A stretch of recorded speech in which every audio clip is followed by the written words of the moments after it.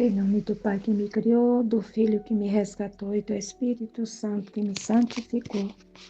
Divina vontade, reina na minha vontade. Minha mãe, eu te amo, tu me amas. Dai-me um gole da vontade divina, minha alma. Me abençoa, Mãe, para que todas as minhas ações sejam feitas diante de vossos olhos maternais. Amém. Fiat.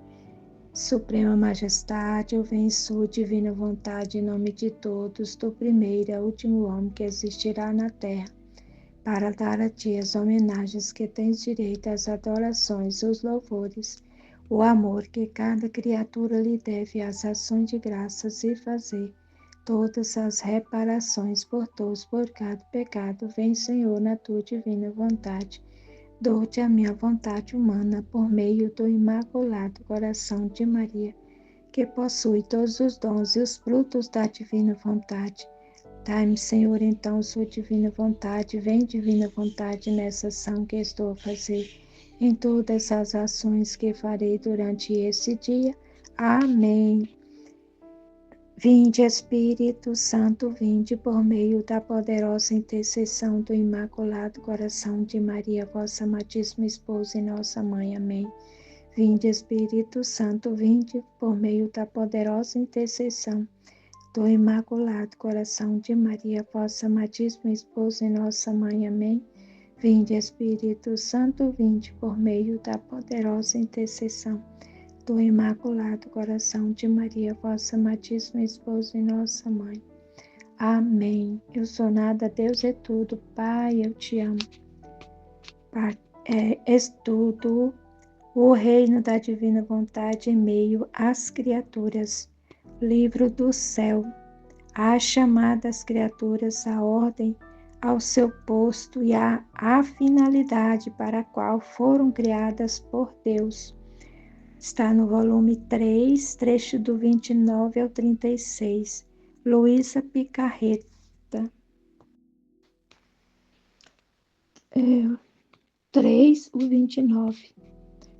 17 de janeiro de 1900. A maldade e a astúcia do homem. Esta manhã, meu adorável Jesus ia e vinha, mas sempre em silêncio. Depois sentia-me sair de mim mesma e ouvia Jesus dizer-me por detrás: o homem diz, por que já não há retidão? Até que as coisas estejam deste modo, não poderemos ter nenhum êxito em nossos planos. Finjamos, o homem diz, finjamos virtude, finjamos ser retos, mostremos-nos verdadeiros amigos extremamente, porque assim será mais fácil tecer as nossas redes e atraí-los ao engano. E quando saímos para apanhá-los e fazê-lo mal, cada um acreditando nos amigos, tê-lo-emos em nossas mãos. Isso é as maldades em que o homem faz, né? As ciladas que eles aprontam para pegar as pessoas que estão despreparadas, né? Mas um pouco até onde chega a astúcia do homem. Vai um pouco até onde chega a astúcia do homem. Imagina, né? As tamanha astúcia em que o homem tem. Depois disso, o bendito Jesus, querendo um ato de reparação especial, parecia que me tirava a vida, oferecendo-me a divina justiça. No momento em que isso acontecia, eu acreditava que Jesus me fazia terminar esta vida. Então lhe disse: Senhor, não quero ir para o céu sem suas insígnias. Primeiro me proteja e depois me leve. Assim se trespassou as mãos e os pés com os pregos. E enquanto isso fazia, com grande amargura minha, ele desapareceu e eu me encontrei em mim mesma e disse para mim: aqui estou eu ainda.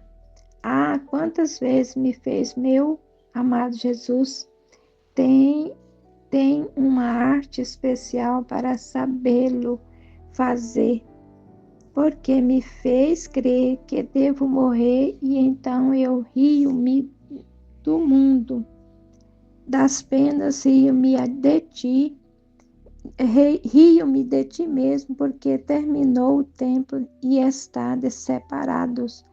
Não haverá mais intervalo de separação, mas apenas começo a rir quando me encontro atrás. Oh, Jesus! Quando me encontro outra vez atada pelas correntes da prisão desse frágil corpo, e esquecendo o ter começado a rir, continuo o pranto, os gemidos, os suspiros da minha separação de ti. Ah, Senhor, faça-o logo, porque me sinto impelida e fortemente a rir. O trecho 20, o trecho 3 do 3:30, né? 22 de janeiro de 1900. Correspondência à graça. Depois de ter passado dias amargos de privação, meu pobre coração lutava entre o temor de havê-lo perdido e a esperança de talvez vê-lo. Oh, meu Deus! A esperança de talvez poder vê-lo de novo. Então, ela tinha perdido a esperança de poder vê-lo de novo. Oh, Deus, que guerra sangrenta teve que sustentar esse meu pobre coração. Era tanta pena que agora se congelava e agora era exprimido como sob uma prensa e gotejava sangue.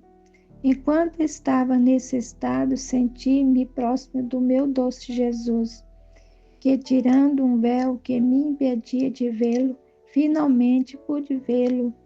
Logo lhe disse: Ah, Senhor, já não me amas? E ele: Sim, sim, o que te recomendo é a correspondência à minha graça. Para ser fiel, deve ser como aquele eco que ressoa dentro de um vazio, que não apenas começa a emitir-se a voz. Imediatamente, sem o mínimo atraso, se ouve ressoar o eco. Assim você não apenas comece a receber minhas graças sem nem sequer esperar que a termine de dar. Imediatamente começa o eco de sua correspondência. O 3:31, 27 de janeiro de 1900. A ordem das virtudes à alma. Continuo a ficar quase privada do meu doce Jesus. A minha vida desfalece pela dor. Sinto um tédio, um aborrecimento, um cansaço da vida.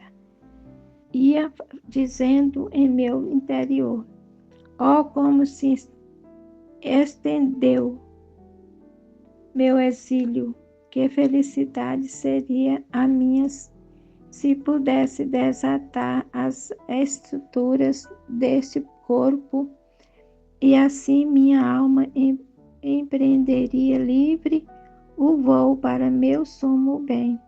Então um pensamento me disse: e se você for ao inferno? E eu, para não chamar o demônio e combater-me logo, o rejeitei, dizendo: pois bem, também no inferno enviarei os meus suspiros ao meu doce Jesus. Também ali quero amá-lo. Enquanto eu estava nestes e outros pensamentos, que seriam muito longo a história se eu os dissesse todos, o amável Jesus por pouco tempo fez-se ver mais um pouco mas com um aspecto sério, e disse-me: ainda não chegou o teu tempo. Depois que uma luz intelectual me fez compreender que na alma tudo deve estar arrumado. A alma possui muitos pequenos apartamentos onde cada virtude toma seu lugar. E se bem se pode dizer que uma só virtude contém em si todas as demais, o que a alma, possuindo em uma só, é cortejada por todas as outras virtudes, mas apesar disso, todas são distintas,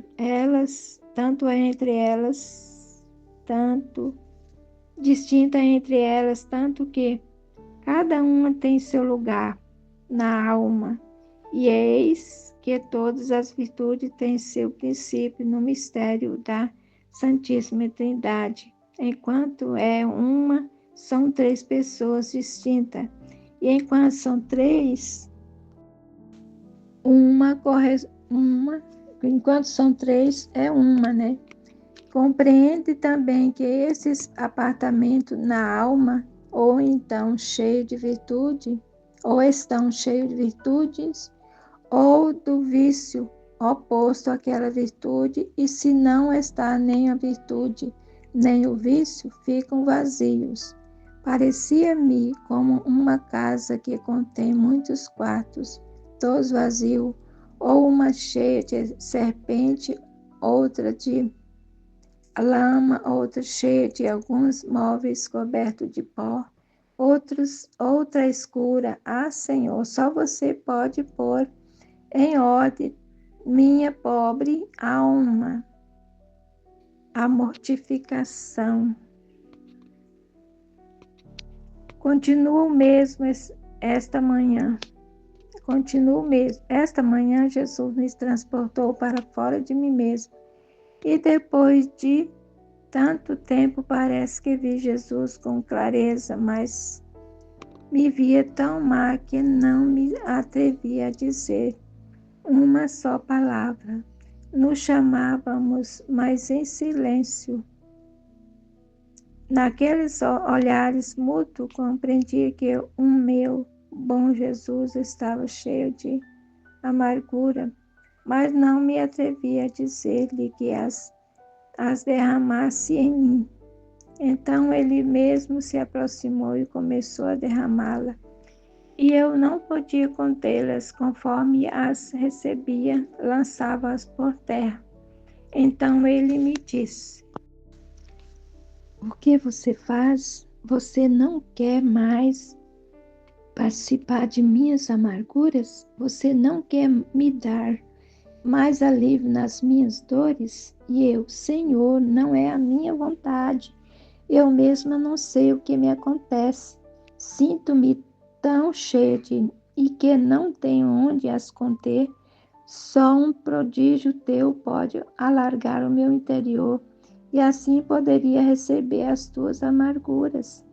Então Jesus me marcou com um grande sinal de cruz e derramou de novo assim. Parece que pude contê-la, e depois acrescentou: minha filha, a mortificação é como um fogo que faz secar todos os humores. Assim a mortificação seca todos os humores maus que há na alma e a inunda de um humor santificante, de modo que faz germinar as mais belas virtudes. A correspondência à graça. Depois que Jesus veio várias vezes, mas sempre em silêncio, eu me senti um vazio e uma pena, porque não ouvi a voz do cisma do meu doce Jesus. E ele, retornando quase para me contentar, me disse: a graça é a vida da alma. Assim como ao corpo dá vida à alma, assim a graça dá vida à alma. Mas ao corpo não basta ter vida, só ter a alma, senão que necessita também de um alimento para nutrir-se e crescer à devida estatura. Assim, a alma não basta ter a graça para ter vida, senão que necessita um alimento para alimentá-la e a conduzi-la à devida estatura. E qual é esse alimento? É a correspondência. Assim que a graça e a correspondência formam essa cadeia que a conduz ao céu, à medida que a alma corresponde à graça, são formados os elos dessa cadeia. Depois acrescentou: qual é o passaporte para entrar no reino da graça? É a humildade.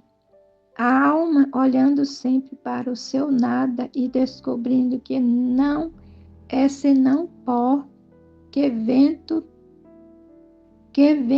toda a sua confiança e aporar na graça, que vento toda a sua confiança aporar na graça, tanto que a fará dona, e a graça, tomando o domínio sobre toda a alma, a conduz pelo caminho de todas as virtudes e a faz chegar ao longo da perfeição. Vai chegar ao topo da perfeição. O que será a alma sem graça? Parecia-me como um corpo sem a alma, que se torna pestilento e se enche de verme e podridão por toda parte, tanto que se faz objeto de horror. A mesma vista humana, assim a alma sem a graça, torna-se tão abominável que dá horror à vista, não dos homens, mas daquele Deus, 3 vezes santo, 3 vezes santo. Então, se nós estamos, fora da graça, nós nos tornamos abominável aos olhos de Deus, desse Deus maravilhoso, à vista dele, que é um Deus 3 vezes santo. Ah, Senhor, livre-me de tanta desgraça e do monstro abominável do pecado. A desconfiança. Encontrando-me num estado cheio de desencorajamento, especialmente pela privação do meu sumo bem, esta manhã apenas deixando-se ver, disse-me: o desânimo é um humor infeccioso que infecta as mais belas flores e os mais agradáveis frutos e penetra até o fundo da raiz, de modo que aquele humor infeccioso, invadindo toda a árvore, a murcha. Então faz a árvore murchar, Se está a alma, como nós nos vemos como essa árvore, se estamos com esse humor infeccioso, nós vamos ser como essa árvore, vai murchar, não tem vida.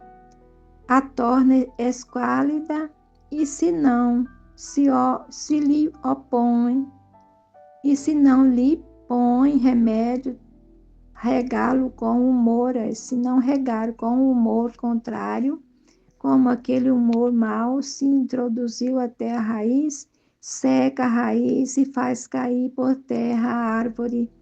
Assim acontece a alma, que se embebe desse humor infeccioso do desalento. Então, nós temos que ter o cuidado de nunca sairmos dessa graça de Deus, da desconfiança, de andar desconfiado de Deus, mas sim confiar nele, porque a desconfiança nos traz, nos leva a viver esse humor infeccioso, e torna-se desalento, nos faz a alma fraca, desalentado, sem força.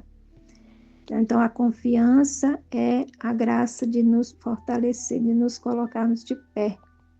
Apesar de tudo isso, eu me sentia ainda desalentada, toda encolhida em mim mesma e me via tão má que não me atrevia a me jogar para o meu doce Jesus. Minha mente estava ocupada, pensando que para mim era inútil esperar como antes as contínuas visitas, né, que eram as visitas de Jesus, as visitas dele. Suas ameaças, seus carismas, tudo para mim tinha terminado. E ele quase me repreendeu, adicionou. O que você fez? O que você faz? Você não sabe que a desconfiança deixa a alma maribunda? Que pensando que deve morrer, não pensa mais em nada, nem em adquirir, nem em comerciar, nem em embelezar-se mais, nem em pôr remédio a seus males, não pensa outra coisa senão que para ela tudo terminou. E não só volta a alma maribunda, senão que a desconfiança põe a todas as virtudes em perigo de expirar. Então, a desconfiança nos faz morrer em nós, né? Todas as virtudes que vêm de Deus, né? Que nos embeleza. A desconfiança põe todas as virtudes em perigo de expirar. Então, temos que ter o cuidado. Senhor, imagino ver esse aspecto de desconfiança triste, murcho, medroso e todo trêmulo, e toda a sua maestria, não com outra astúcia, mas apenas com medo, conduz as almas para o túmulo. Então, a desconfiança nos faz com que a pessoa viva cheia de medos, né? Não confiando em Deus, a gente fica com medo de tudo. Então, a gente que tem que buscar e ser essa alma confiante em Deus.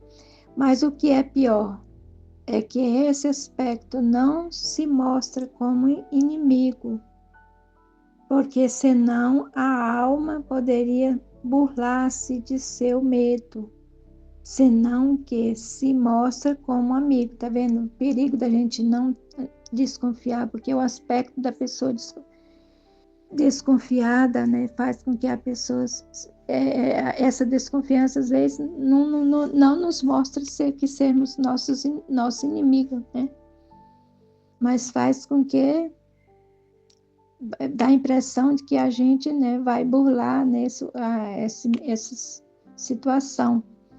Mas de seu medo, burla o seu medo, quer dizer, afasta, senão que se mostra como amigo, ele parece ser amigo, e se infiltra tão docemente na alma, que se a alma não está atenta, tá vendo? Não tem atenção, parecendo-lhe que é um amigo fiel que agoniza junto e chega a morrer junto com ela, então ela tem uma aparência boa, né? Dificilmente se saberá liberar de sua artificiosa maestria. Então, a gente tem que ter o cuidado e de manter o nosso coração confiante, olhando para Deus, em Deus, ligado nele, para não nos cairmos, né, nessa situação de estar na desconfiança distante de Deus e achar que estamos caminhando confiante em Deus, né, como amigo, tendo Ele como, mas não é. Continuando o meu mesmo estado com um pouco mais de ânimo, embora não perfeitamente livre, meu amadíssimo Jesus, ao ouvir, me disse: minha filha, às vezes a alma sente uma luta em alguma virtude, e a alma, esforçando-se, supera aquele combate. Então, não deixar se abater. então a virtude fica mais resplandecente e mais radicada na alma. Mas a alma deve estar atenta para evitar que ela mesma não forneça a corda para fazer-se atar pela desconfiança. Então, nós temos que ter o cuidado de sermos radicais, né? De ter essa virtude de ficar mais resplandecente, mais radicada na alma. Mas a alma deve estar atenta para evitar, tá vendo? Ficarmos atentos para evitar que ela mesma não forneça a corda para fazer-se atar pela desconfiança. Quer dizer, a alma mesmo, é a nossa alma mesmo que nos leva a desconfiar de Deus. E isto o fará ao restringir-se sempre, sem sair jamais. No círculo da verdade, que é o conhecimento do próprio nada. Então, vamos ter sempre de buscar sempre conhecermos o nosso nada, nos conhecermos, sabemos que por nós mesmos não somos capazes de nada, né? Não podemos fazer nada. Os defeitos voluntários formam nuvens. Encontrando-me num estado de abandono por parte do meu adorável Jesus, a meu pobre coração sentia-o pela dor espremer como sobre uma imprensa.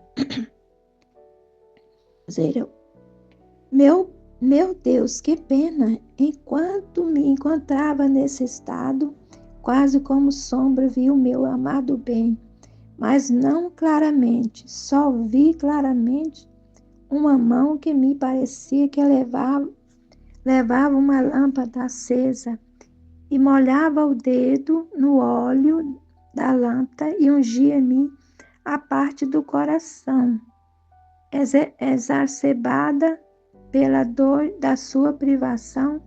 Nesse momento, ouvi uma voz que dizia: a verdade é luz que levou o verbo à terra. Foi a verdade, né? Assim como o sol ilumina, vivifica e fecunda a terra, assim a luz da verdade dá vida, luz e torna fecunda as virtudes da alma. Que fecunda, que dá vida à nossa alma é a verdade, é viver na verdade. Buscar, né, entender, compreender somente a verdade.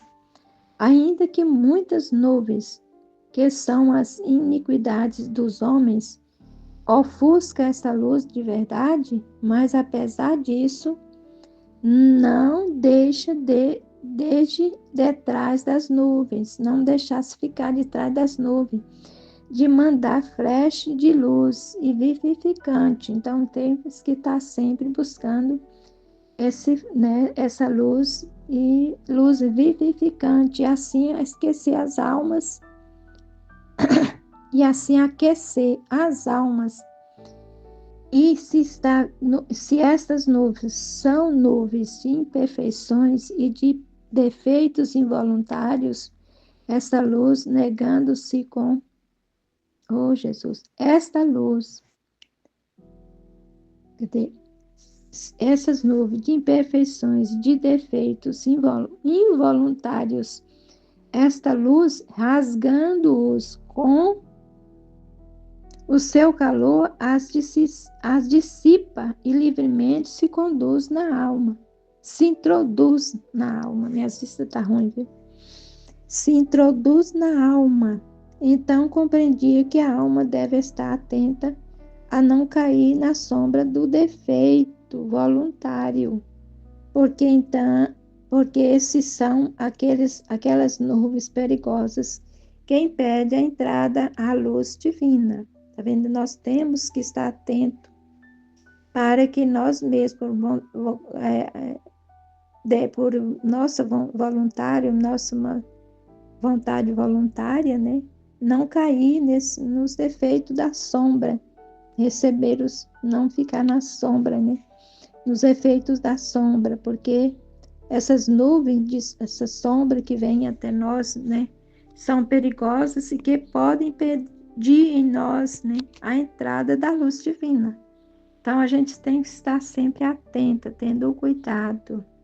Amém, Filho de Jesus, eu confio em nós, em vós, em nome do Pai, do Filho e do Espírito Santo. Amém.